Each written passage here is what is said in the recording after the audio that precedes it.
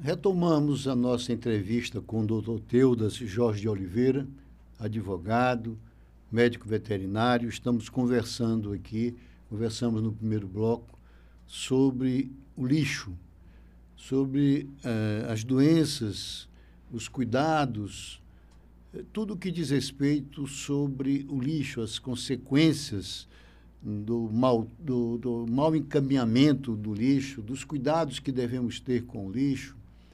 E vamos continuar agora, voltando a esse assunto, já eu perguntando, doutor Teudas, sobre o lixo eletrônico. O que você tem a nos dizer sobre esse lixo que é uma novidade, não é? Em termos de história da civilização, podemos dizer que é uma coisa nova, o lixo eletrônico. O lixo eletrônico é um problema muito severo, principalmente nos países desenvolvidos. Por quê? Porque as pessoas, quando têm determinados aparelhos eletrônicos, ao primeiro defeito, eles descartam. Ou o país desenvolvido não é nem esperado a defeito. Saiu coisa nova, eles já jogam fora aquele que está funcionando perfeitamente, mas é velho, eles colocam fora e já compram um novo. E tem muito pouco, menor ainda do que reciclagem de lixo sólido, resíduo sólido, tem menos ainda de reciclagem de lixo eletrônico. E nesse lixo eletrônico nós vamos encontrar um componente que é muito prejudicial e que tem muito na lavra do ouro, que é o mercúrio. O mercúrio, ele pega no ser humano, quando ele entra no ser humano, ele vai direto para o sistema nervoso central e dá uma série de problemas, uma série de sintomas que são irreparáveis. Daí você pode ver a exploração de ouro, né, nas terras indígenas, cometendo um verdadeiro genocídio com a população indígena, porque esse mercúrio ele serve para separar o ouro em pó da terra, tá? E aquilo ali cai nos córregos, nos rios, vão matar os peixes. Quando está em quantidade pequena, doutor, não mata o peixe, mas vem contaminar o ser humano, porque ele pega o peixe e vai comer aquele peixe. Então, aquele lixo eletrônico que tem o mercúrio, tem também o mercúrio utilizado em maior quantidade na lavra do ouro. Nós estamos falando aí não só de computadores, mas principalmente de telefones, né? Porque é uma mudança. E outra coisa, salvo engano, eu sei que vai me dizer isso, há um material, eu diria até radioativo, não é? Nessa composição de alguns desses produtos, equipamentos eletrônicos. Exato. Você deve se lembrar que teve em Goiânia, foi lançado um aparelho de raio-x de um determinado local, não sei se foi de dentista ou se foi um hospital mesmo, e algum catador de lixo... descartou, né? Ele quebrou tudo e tirou a parte que era radioativa, cápsula, né? Uma cápsula radiativa. E aí matou muita gente e adoeceu muita gente. Você vê, teve no Japão já, né, uma usina que teve também um vazamento de substâncias radioativas. O lixo radioativo também tem uma lei específica para tratar desse assunto. E o destino final dele é bem mais difícil e bem mais oneroso para fazer do que esses outros componentes de lixo que tem no mundo atualmente. Essas baterias de celulares, tudo à base de lítio, tá? Esses materiais que são radioativos, que são de hospitais, tem que ter um destino final adequado e tem que ter alguém da Comissão Nacional de Energia Nuclear para que faça esse destino final com toda a segurança, tá certo? Eles são colocados em tanques, né, em tonéis, são protegidos com chumbo e são fechados e são armazenados dentro de navios na região mais longínqua dos países. Isso é um problema que está sendo só paliativo. Uma hora dessa, vai ter um problema com esses barris, porque eles são de ferro, estão dentro de solo, mesmo que seja de aço, uma hora vai haver uma saída desse material e contaminar os oceanos. E essa contaminação, independentemente desses cuidados, me parece que ela já ocorre, né? Não só pela contaminação dos rios que desaguam nos oceanos, mas também já pelos próprios navios, né? Você tem até essa polêmica que sempre houve aí, até, inclusive com a doutora Nájila escrevemos um artigo sobre o assunto, a questão da água de lastro, que antigamente era uma polêmica, mas hoje já há uma norma para que os navios tenham um equipamento próprio para que produza isso, que evite, digamos assim, que um determinado sistema venha para um outro local, né? Digamos aquilo, que o ambiente animal da costa da China não venha para a costa brasileira. Tem alguma coisa sobre isso, correto? Tem. A água de lastro, ela serve para equilibrar o navio quando vem, e aqui é trocado pelo minério de ferro ou de alumínio, né? Ele é tirado essa água e coloca para ficar no lugar da água, porque ele vai voltar carregado. Essa vinda vem uma série de elementos, vem uma série de seres que são exóticos, não são daqui. E aí, determinados seres desses, quando chegam aqui que não tem predadores, eles se multiplicam absurdamente rápido. Nós vemos, por exemplo, o caso daqueles caramujos que trouxeram para cá com a intenção de se alimentar, né? E viram que ele não servia, veio da África, não servia, e ele foi solto. Então, aqueles caramujos proliferaram bastante e a maioria das pessoas não sabia como fazer o controle, tá? E ele também solta uma gosma que transmite doenças, tá? Graças a Deus parece que melhorou um pouco agora, porque o forte daquilo seria fazer a cata e faria depois a incineração, mas mesmo para catar teria que ter alguém que soubesse de alguma coisa, né? Não era só você pegar e catar. Mas essa água de lastro parece-me que houve uma determinação internacional porque estava causando esse tipo de desequilíbrio ecológico na costa do Brasil ou em todos os lugares que esse navio ia para lá. Você sabe também que quem foi responsável os ratos serem cosmopolitas foram os navios. Porque os navios vinham, quando eles se amarravam para atracar, os ratos saíam por cima da corda que amarrava o navio e vinha para as cidades. Você vê hoje, o rato é um animal cosmopolita, existe rato em qualquer lugar do mundo. Mas não se tem como evitar o transporte, né? Então realmente isso acontece. Agora, com relação à água de lastro, havia uma determinação, antes mesmo dessa exigência de que o próprio navio tenha equipamento próprio para isso, os navios são obrigados a uma determinada distância, né? Ele fazia aquela troca digamos, no meio do oceano, né? A uma distância bem distante das costas, um local bem distante das costas. Mas, de qualquer maneira, ele está colocando ali digamos assim, essa flora, né? essa fauna diferente daquela do local, né? E o que nós vemos também hoje há uma mudança. Nós percebemos, eu digo principalmente as donas de casa, as pessoas que lidam com alimento, que tem havido uma certa mudança na qualidade dos animais, inclusive dos peixes. Isso é resultado de quê? Olha, a cada vez que o homem vai se desenvolvendo, ele vai criando os novos métodos, tá? Para tentar diminuir ou coibir a transmissão de enfermidades.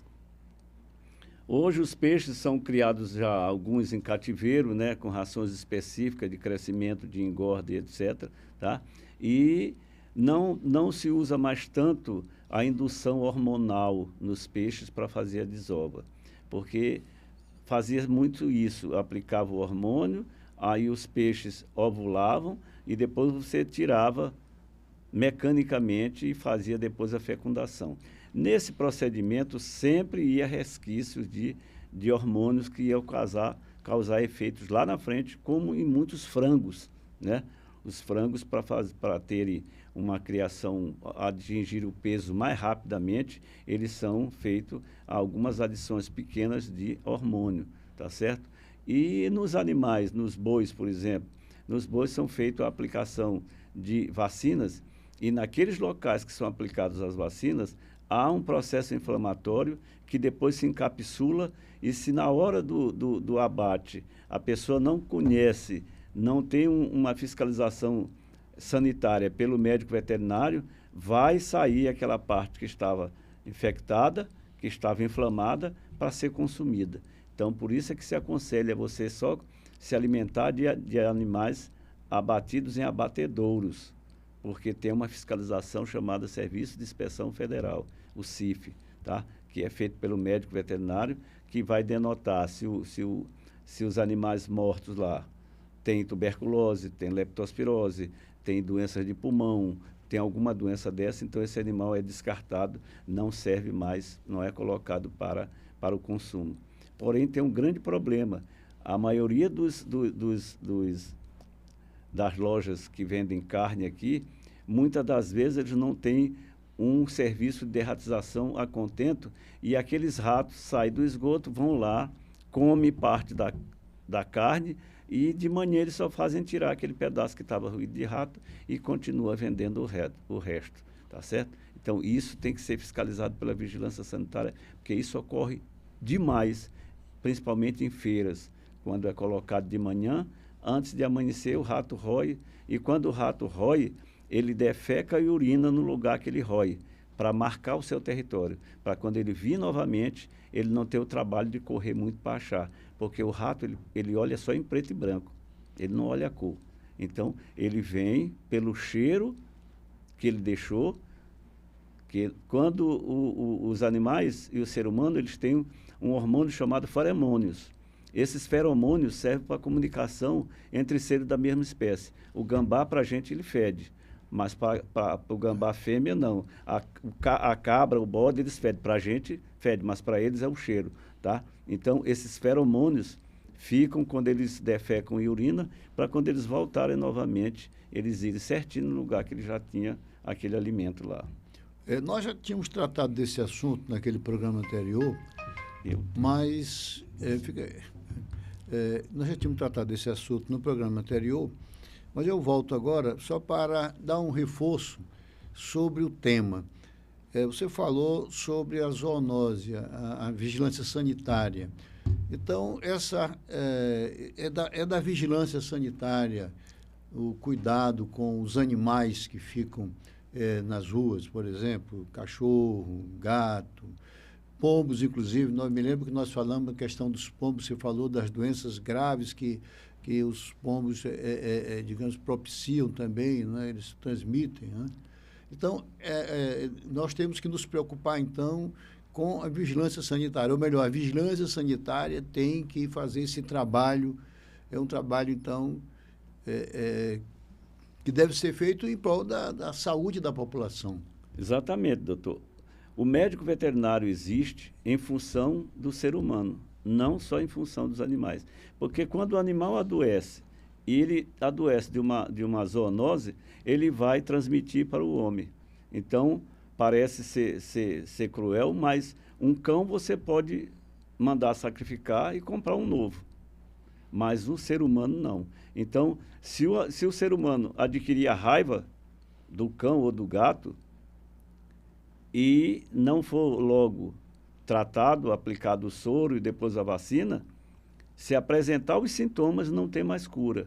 Então nós temos que ter cuidado com a vacinação canina e felina todos os anos e as pessoas terem cuidado nisso. E a vigilância sanitária tem que ter o cuidado de todo lugar que produz, armazena, compra, vende, fabrica alimentos, elas têm que fiscalizar todos os anos. Ocorre um problema muito grande, doutor Carolina.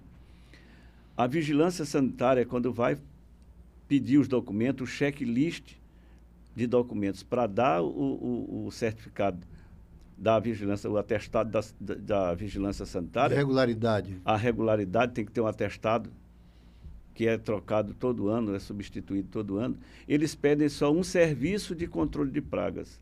Aí o que acontece? O hotel, o restaurante, o motel, a padaria, tá? Os supermercados que vendem carne, etc., eles fazem uma vez e apresentam na hora para receber o certificado. E nunca mais fazem, só quando for o outro ano que ele for renovar. Então, a vigilância sanitária tinha que prestar atenção nisso. Aí você fica se expondo à infecção e ele lá tranquilo, porque só fez uma vez. Teria que ter um contrato de prestação de serviço mensal de controle de pragas e não um certificado para ele renovar a licença dele. Mas aí eu vejo também que é uma questão da responsabilidade, né, do dono do estabelecimento, do administrador, é a questão da educação, né? Porque o fato de você ter que apresentar esse documento anualmente ou mesmo mensalmente não tira a sua responsabilidade como cidadão. Até porque é um dos fundamentos da República, é a cidadania. E a cidadania, até onde eu entendo, ela implica em cada um fazer e cumprir com a sua parte. E isso, aí voltamos à questão do lixo dentro de casa, né? Lixo doméstico. Mas a questão ainda do lixo eletrônico. Você certamente tem pensado sobre esses assuntos, né, da sua área. Qual seria a solução para essa produção incansável, aí, acelerada de lixo eletrônico? Seria, ao meu ver, ter empresas que fossem fazer a logística reversa. Ou seja, você comprou uma televisão, venceu o tempo dela, deu problema, você teria que ter um local para você devolver e essa empresa pegar e devolver para onde produz.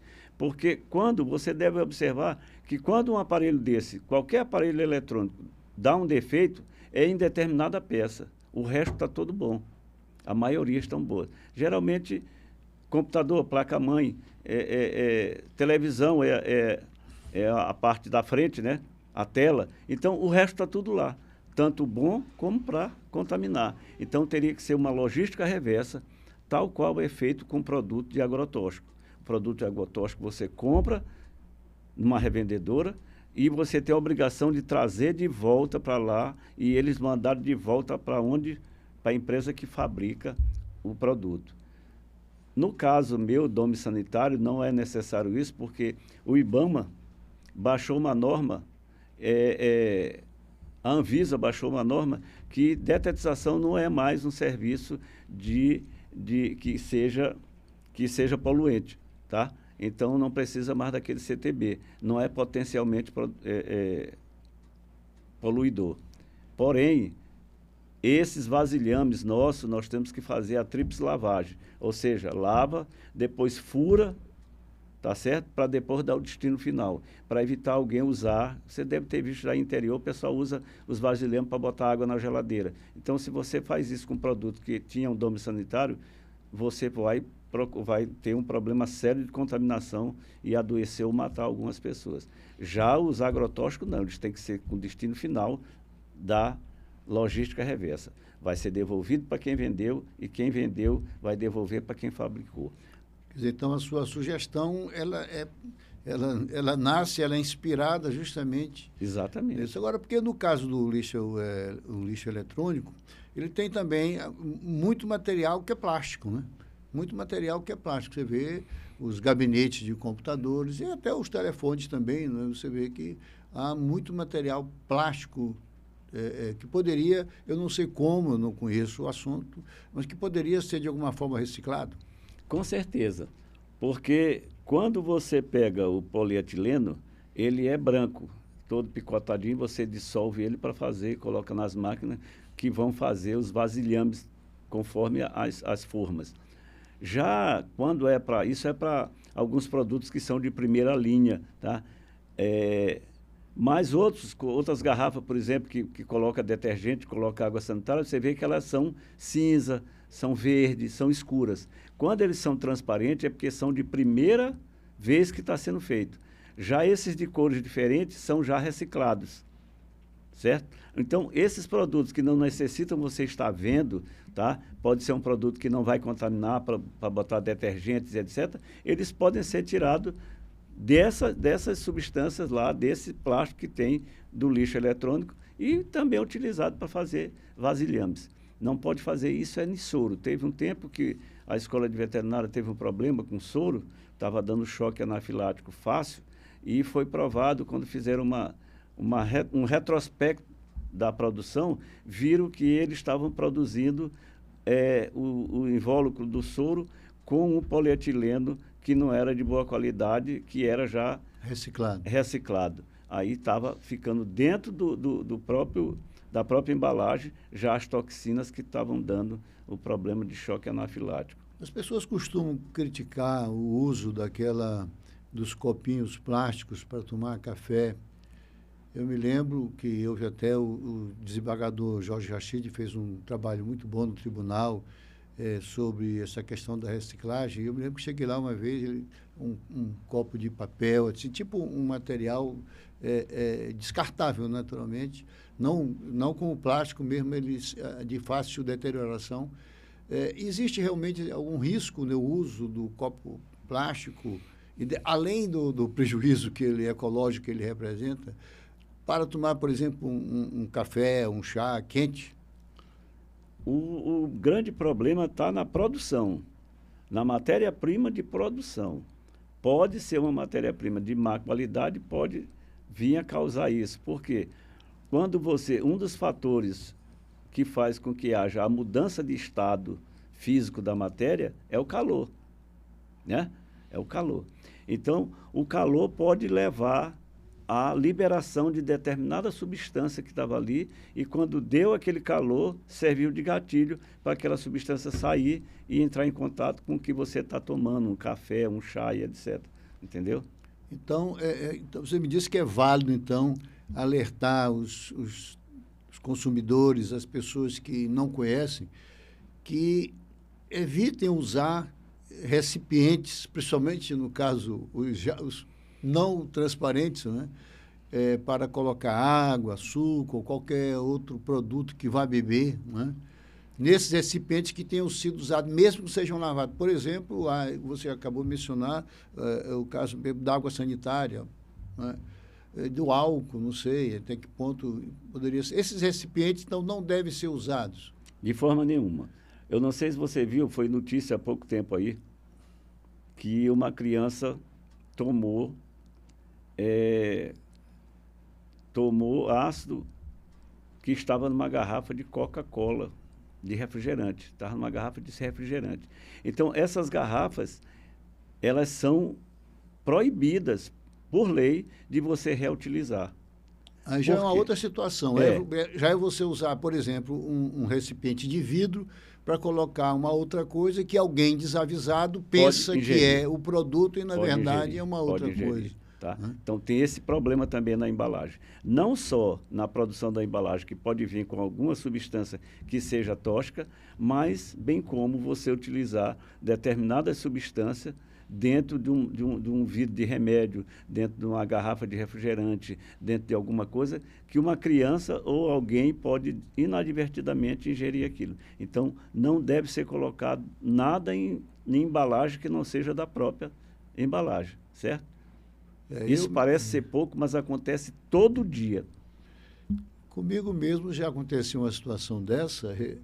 Eu costumo usar colírio, né? Tenho um problema na vista. Aí, certa vez, fui pegar um recipiente desses, que eu imaginava que fosse colírio, alguém tinha colocado um outro produto ácido. Eu quase perco a vista por causa disso.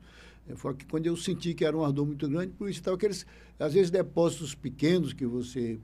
tipo aqueles vidros, e alguém usa, e pelo menos, se usar, pelo menos coloque um adesivo dizendo que é outra coisa, mas preservar com o mesmo invólucro, e aí põe uma outra coisa, não avisa, alguém pode... Acontece isso todo dia, doutor. É mesmo? No interior, isso acontece todo dia, porque o pessoal lá menos avisado, eu escaldei isso aqui e botei água na geladeira. Entendeu? Eu escaldei, aí vai... Porque existe determinados tipos de substância que elas são cumulativas. E aí, Alguns agrotóxicos, por exemplo, são cumulativas. Se a pessoa tem 100 mililitros a contaminação, ele trabalha tanto X tempo, aí estava faltando só 1 mililitro. Aí o cara diz, olha, ele abriu a tampa do produto que ele era acostumado a usar e morreu. Estava faltando só aquela quantidade bem pequena para dar a dose letal fatal, entendeu? Porque fica cumulativamente. quer dizer, então nós temos que realmente ter muito cuidado, Muito cuidado. com o que vamos beber, o que vamos comer, né? E principalmente como essas coisas estão acondicionadas, não é isso? Exatamente. Doutor Teudas, nós estamos caminhando para o final do nosso programa e eu gostaria que você, com essa sua experiência, deixasse algumas recomendações para os nossos telespectadores sobre a questão do lixo, sobre a questão dos animais, quais os conselhos que você dá para as pessoas que usam, tentam reutilizar recipientes, vidro, plástico, latas, e os cuidados mesmo na compra de um peixe, uma carne. Às vezes você vai comprar um peixe e fica ali querendo saber, será que o peixe está bom, está gelado, é fresco, não é? Quais os conselhos que você nos dá na despedida de mais um programa conosco e, com certeza, vamos voltar para outras conversas como esta. Doutor Carolina, primeiro, muito obrigado por ter me convidado. Nós estamos aqui novamente e todas as vezes que precisar, nós estivermos disponíveis, viremos aqui com a maior presteza, com a maior vontade, com o maior bom senso para falar aqui sobre essas coisas. O senhor é advogado e sabe disso. O mais importante, o bem mais importante do ser humano é a vida. Depois é a liberdade, e a liberdade vem junto com a saúde. Não existe ninguém doente liberto. A Organização Mundial de Saúde dá um conceito de saúde e diz: saúde é o maior bem-estar físico, mental e social do ser humano e não a mera ausência de doença. Então, as pessoas devem ter muito cuidado a usar produtos, a trocar produtos de embalagem, a misturar produtos para fazer limpeza de casa, a comprar peixe que esteja com o olho já opaco, que esteja com a guerra azulada, que esteja com o abdômen dilatado, que esteja sem ter firmeza quando você apalpa ele, não tem mais firmeza, ele aprofunda e não volta mais. Tudo isso são cuidados que você tem que ter para que você tenha saúde após consumir determinados alimentos, tá certo? Fazer o cozimento dos animais normais, não fazer comida sem ser bem cozida, porque pode ter, principalmente algumas carnes, pode ter cisticerco celulose, cisticerco bovis, que são vermes que eles entram na corrente sanguínea, vão para o intestino e se tornam lá vermes grandes e causam sérios problemas. Também observar bem quando for merendar em algum lugar. Não estou dizendo lugar de beira de estrada, lugares caros mesmo. Eu tenho cansado de ver as pessoas sem luva, doutor sem máscara, sem uma touca na cabeça, manipulando alimentos ali em shoppings, na maior naturalidade do mundo, como se ele tivesse certo, falando em cima dos alimentos que eles vão servir para as pessoas, falando em cima. Tá? Eu tenho um amigo que comeu um hambúrguer com a família dele, passou quase 10 dias na UTI. Aliás, Então, também sobre isso, só interrompendo você, às vezes a pessoa está comendo, aí chega alguém e vai conversar com você e fica falando ali em cima do seu prato. É complicado isso. É como tem, por exemplo, alguém que vai tomar conta de uma criança e tem uma série de dentes estragados. E ela tira a colher da papa do menino e assopra para dar para o menino lá, né? Então, é uma falta de bom senso, mas que acontece demais. Demais. A pessoa tem um cabelo grande, vai cozinhar, entendeu? Não põe uma touca. Não põe uma touca, não pega as mãos, às vezes as unhas compridas, com esmalte, que você não consegue ver o que tem por debaixo das unhas. Então, tudo aquilo ali vai dar contaminação. E a pessoa, doutor, é fácil adoecer. Difícil é ficar bom. Adoecer é muito fácil. Doutor Teudas, muito obrigado mais uma vez.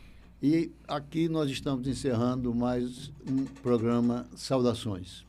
Até o próximo domingo.